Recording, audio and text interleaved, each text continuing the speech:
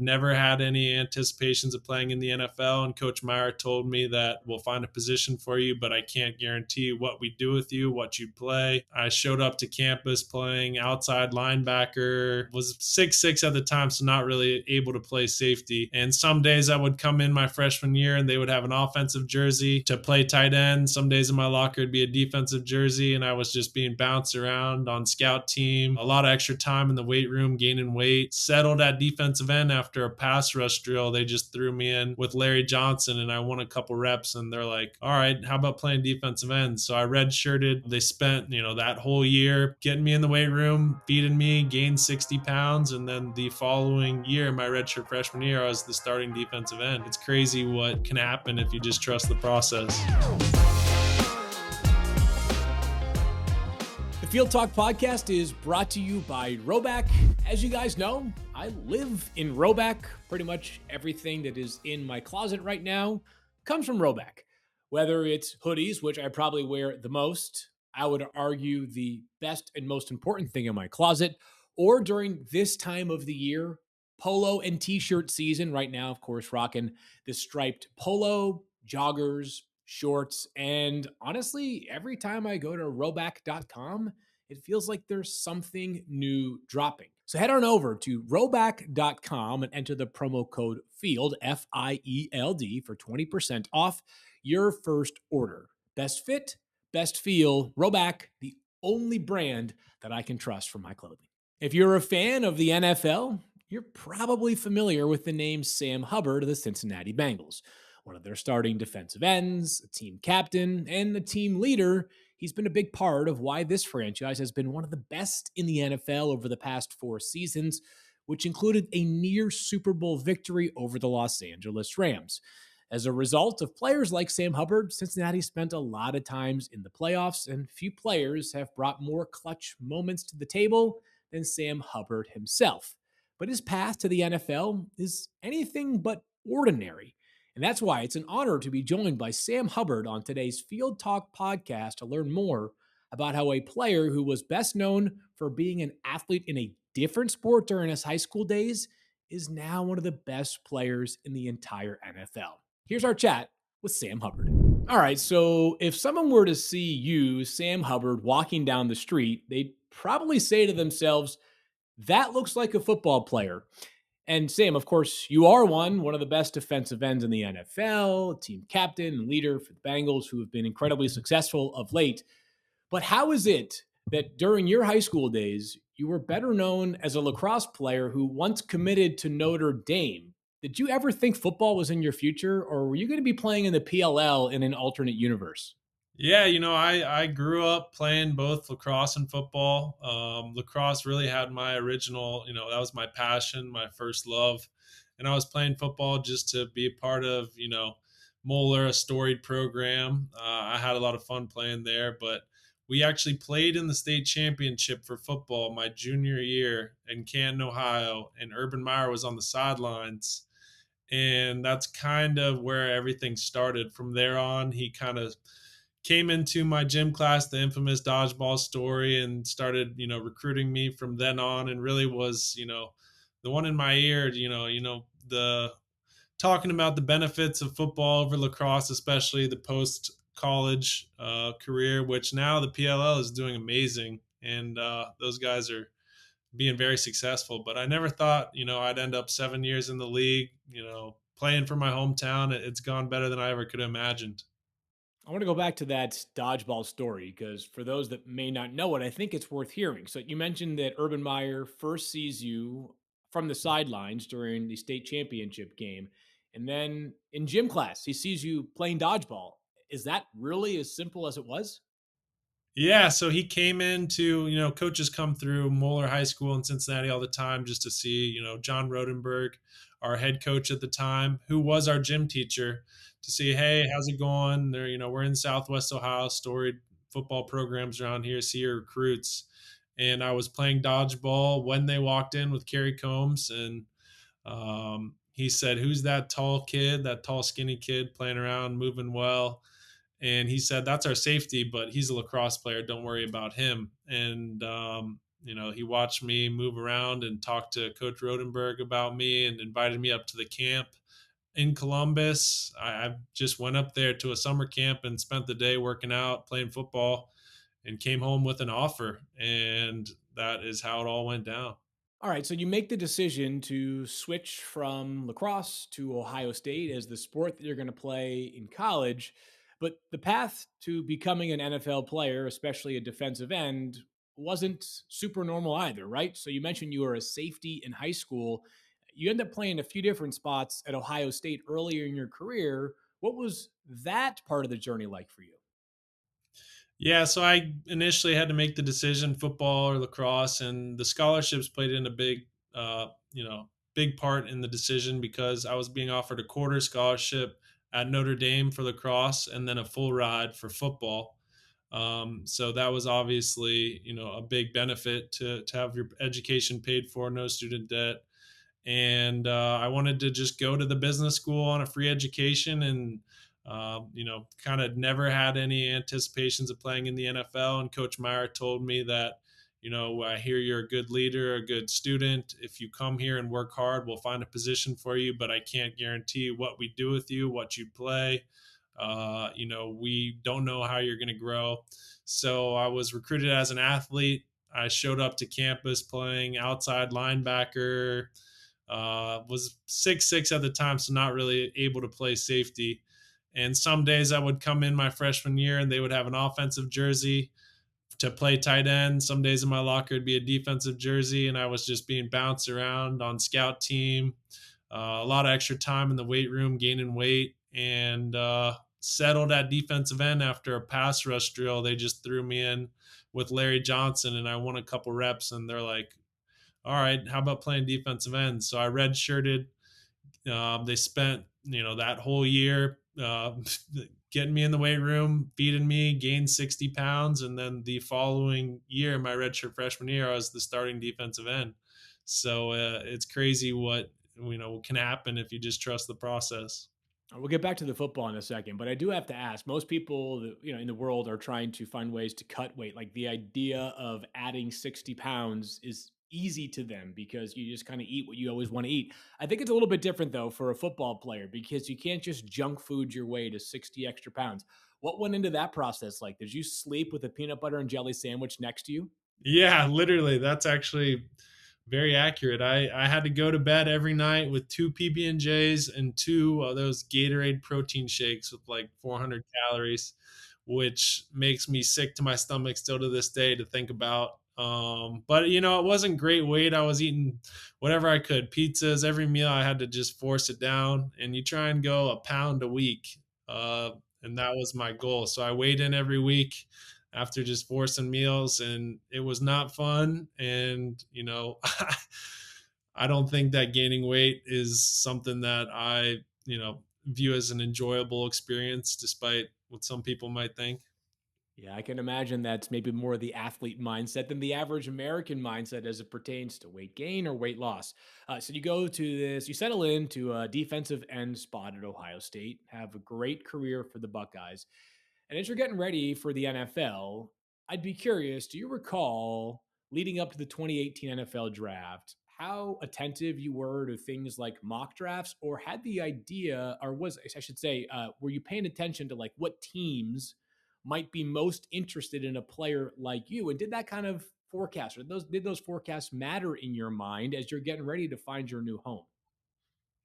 I actually left my redshirt junior year. I had another year eligibility, and it was a decision I had to make. But I had just recently graduated in the winter in 3.5 years, and I decided, now is my time. I actually had two top two picks right behind me, Chase Young and Nick Bosa. So a lot of competition there. I figured I'd have a lot of competition in the NFL, and 4 years with Coach Johnson, I really thought I had honed my skills and could take it to the next level. So I decided to forego my last year and go for the NFL.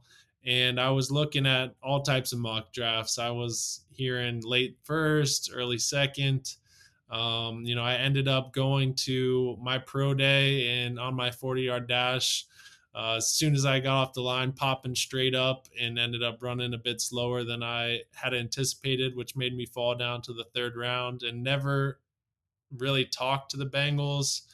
They weren't on my radar. I had a bunch of other teams that were really interested in me, and they went with other positions. And I was staring down the third round. And at my draft party in downtown Cincinnati, a 513 number called me, and I went down the street the next morning to start my career with the Bengals. It was crazy. So is that a dream come true for somebody from Cincinnati to be drafted by the Bengals? I'm sure there are some things that maybe make life a bit more complicated in terms of being the hometown kid. I can imagine you get 500 ticket requests per game, but what was it like to hear that phone call from the team that you likely grew up rooting for? It was awesome. Everyone I grew up with is a Bengals fan, and I was so dead set on starting my life in a different city and overcoming that challenge. But I really never had to do that. I had the support system right here.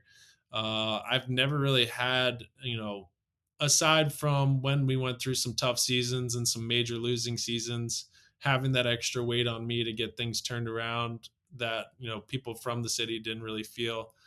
I've had a great experience. My family has been so supportive. The tailgates have, 100 people, the best party every Sunday. They have a great time with it. And it's just been such a positive experience to be able to be here at home. So when you guys were going through some tough times, which included the season that eventually landed you the number one pick in the draft, what was that like for you as a player who playing at Ohio State was used to winning and winning a lot? Yeah, it was tough. I'm actually the longest tenured Bengal on the team now and the only player left over from Marvin Lewis's last year. So Wow. everyone I came in with is completely turned over. A lot of new coaches, entirely new roster. So I've seen it all. We went 0-11 my second year, Zach Taylor's first year. And it was really tough because, you're walking around the streets, the city, everybody knows, and everyone knows I play for them. And they're like, you go from being a winner. I literally went from back to back state championships to my freshman year at Ohio State national championship, you know, Big Ten championship, Final Four appearance, Big Ten championship, and then some really rough years that we've since turned things around. But those I worked really hard to just try and do everything I can to be a part of the solution in the future, where we are now, and to keep things going. There are moments, whether you're a fan of a particular team or of a particular sport, that I think anybody watching the event, whether you're there in person or watching it on TV, just kind of remembers, given the gravity of the moment sometimes. And I'm talking about for those of us that were watching on TV, it's the play by play call of that moment that sticks with you. And one of those moments, I believe, is your fumble return against the Ravens in the playoffs a couple of seasons ago. What's going through your mind as you recover the ball on like your own 1 yard line and have 99 yards of open grass with the stadium screaming around you? What's going through your head in that moment? Yeah, I mean, I've answered that question probably 5 million times, and Make it every 5 time. million and one. Yeah. That play really, has done a lot for, my career and, everything, but that moment was a 14 play drive that I was in all 14 plays, or I think it was something like that. So, I don't know, after one or two NFL plays, you're fighting for your life, especially the Ravens run game. Your every play is just a battle. So, you're fighting, clawing for 14 plays just to keep them out of the end zone. You get down to the inch line, defending every blade of grass. Then all of a sudden, the ball pops in my hands, and I gotta empty the tank even further to get to the other end zone. So I wasn't thinking about absolutely anything but just getting to that end zone. And after that, I got there. I almost passed out. Everyone's celebrating on me, and I'm just screaming like, uh, you know, to get off Get me off and let me me. catch Yeah. my breath. Yeah, and the rest of the guys got closed out the game. I didn't have much left to give, but we got off the field with the win. Yeah, probably a much more colorful way of telling the guys to get off you than, "Hey, please get off my back." I can only imagine what you were feeling in that moment. I will say though, Mike Tirico's play-by-play call is one that still gives me chills to this day hearing it because he was so in tune with the moment and how much it meant for not just the franchise but the city and Bengals fans all over the world. You have some notable family members, one of which includes Kevin Hubbard, who is one of the founders of Rhoback. Do you remember what happened when Kev maybe first told you that he was thinking about doing something along these lines? Oh yeah, I remember, the whole story of it unveiling. Kevin and I spent our summers together um in New York. Our family would go visit where, our parents were from, and we would spend the summers, riding bikes, going to the beach, doing all types of fun summer activities. So, that's originally how I know Kevin when I think of Kevin. And he was president of his class at Davidson, and very successful in his career. And I remember when he was uh, doing, I mean, the whole story. They were going around on an Instagram page, the Brotherhood of the Traveling Pants, Yes. and they decided, we're really good at this, content game. Why don't we do it for something that we create? And they launched this brand and sent me the first polo. And I was like, wow, this is really, really nice. And I think it was 2018. I was just getting ready to go to the NFL. I started rocking those polos.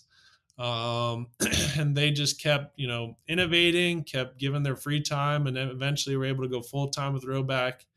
And everything that they've dropped is like, I mean, all I wear, just by choice is Rhoback because it's the best and most comfortable in all facets of my life. So what they build is truly unbelievable. The brand, the crave activity. I think people really love being involved. I walk around Cincinnati and just see so much Rhoback, and people associate me with Rhoback, and it's just a fun community to be a part of because it's just great vibes and great quality and a really amazing story because you don't hear about too many stories of people starting from the ground up all on their own, and it's kind of the American dream.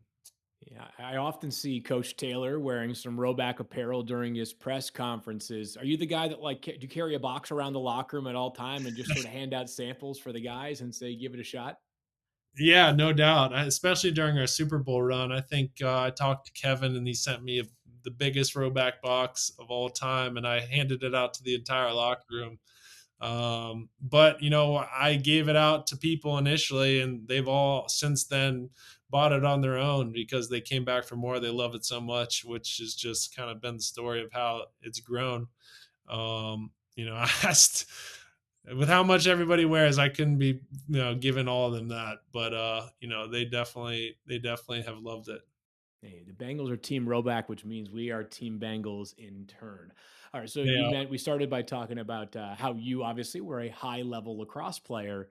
As you see around our country today, more and more youth specialization in sports. I mean, I'm watching traveling AAU teams for 8-year-olds. I got a 2-year-old, and I swear they're trying to recruit her into a club soccer team. She can't even kick a ball. What benefits do you feel like you realized from playing two sports, and obviously two of them at a very high level, that you think are maybe important to remind young kids about who are so focused in on just one lane specifically within sports? Yeah, I've actually had a lot of thoughts about this topic because, I do see so much specialization and so much pressure on kids these days with, the NIL world and all the things that today's kids face. But I just really think that it comes down to developing your athleticism by playing all sports. The hand eye coordination you get from another sport ties over to another sport, and you never know what you're gonna really fall in love with, or your skills are gonna translate to. And at the end of the day, if you want to make it far in a sport, you really have to love it, uh, and do it on your free time because you enjoy the game, you have fun with it. And my parents never told me that you got to do this, you got to work out. You got to go. I would be on the wall for hours just practicing my stick skills just because I wanted to do it and it was fun.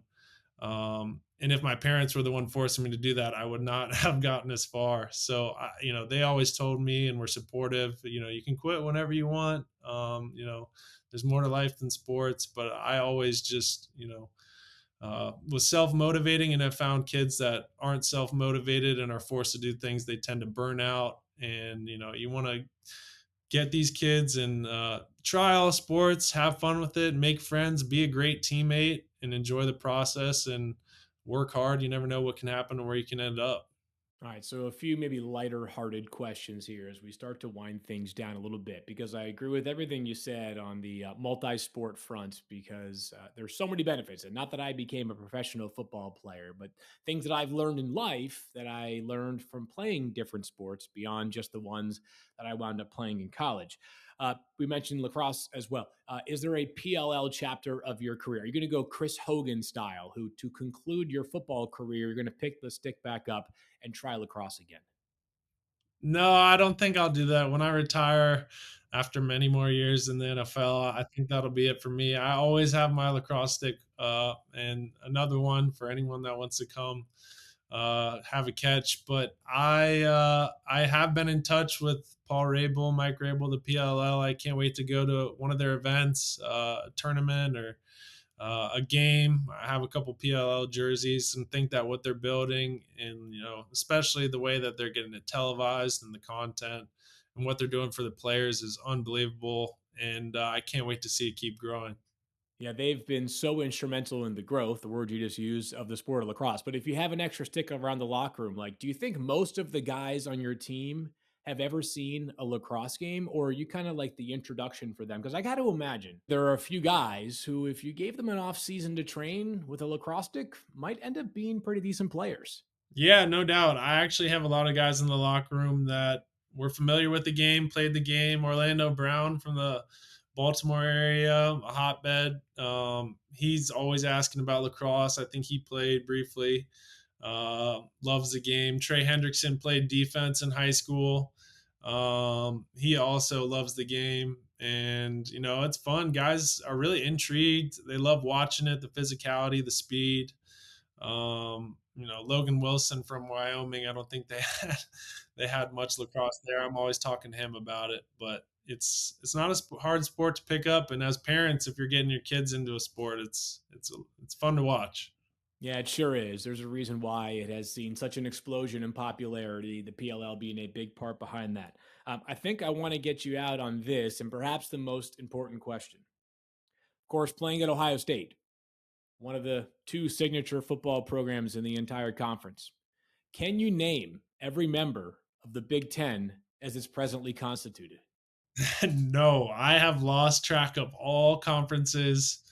What's going on? I think USC is now in the Big Ten, or am I wrong? That's They have, correct. Yeah, USC is now in the Big Ten. Go figure, I right? don't know how that works, but I know the couple Big Ten schools. You might have to educate me. Maybe I need to get the new NCAA game to educate me. Yeah, that could be it as well. But just imagine any of your teammates from USC or Oregon or Washington, amongst some other schools. You guys can now have more friendly banter in the locker room because they're also in Washington's the in Big it. Ten. Yeah, Washington's Washington is. Yeah, okay. I got a bunch of it's. Huskies teammates: Yeah, Jake Browning, Drew yep, Sample. That's good totally. to know. Yeah, yeah, so you guys have a bunch of so it's going to be a lot more of those Saturdays where you're on the team plane to an away game and you're watching with very strong intent. It's amazing. You may have picked the wrong time to play college football because NIL was not allowed when you were there. And yet you may have picked the right time to play college football because I got to figure the furthest road trip you took from Ohio State was what, like maybe Penn State? I don't know, Nebraska. It couldn't have been more than like an hour flight, right? Yeah, no, it was easy travel. I can't imagine going to West Coast in college. We do that now, and it's a whole different ball game. Having class on Monday after a cross country flight is, that's going to be serious. But yeah, I'm glad when I played when I did. The NIL landscape seems like the Wild West to me. I don't know. I don't know. You might have a little bit more money in your pocket, but you also might have a lot more sky miles to your name because you were traveling to Washington or Oregon or somewhere on the West Coast. I think about the athletes that play sports that maybe don't generate as much revenue as football, but maybe do have a lot more games on the schedule, the softballs or baseballs of the world, where you might be gone for like weeks at a time because you play in the Big Ten and all of a sudden you've got a series out there in Washington, followed by Oregon, followed by USC. But it is a different time, to say the least, in the world of college sports. Well, Sam Hubbard, Bengals defensive end, hometown hero, and perhaps most importantly, cousin of the great Kevin Hubbard, we appreciate you joining us here on the Field Talk podcast. Yeah, thanks for having me on. This was fun. I really enjoyed the conversation with Sam Hubbard, a professional football player who really has a great head on his shoulders and obviously a lot of talent that goes beyond the football field. As I thought his thoughts on being a multi-sport athlete are important and interesting and pertinent. If you enjoyed today's episode of the Field Talk podcast, do us a favor. Head over to wherever you find your podcast and press that subscribe button. If you want to review the podcast as well, we certainly appreciate that. We love positive ratings and reviews, but we love honesty more than anything else. Be sure to stick around for more great guests on the Field Talk podcast, brought to you by Rhoback. Head on over to rhoback.com to check out all the great apparel that they have to offer. We'll talk to you guys again next time.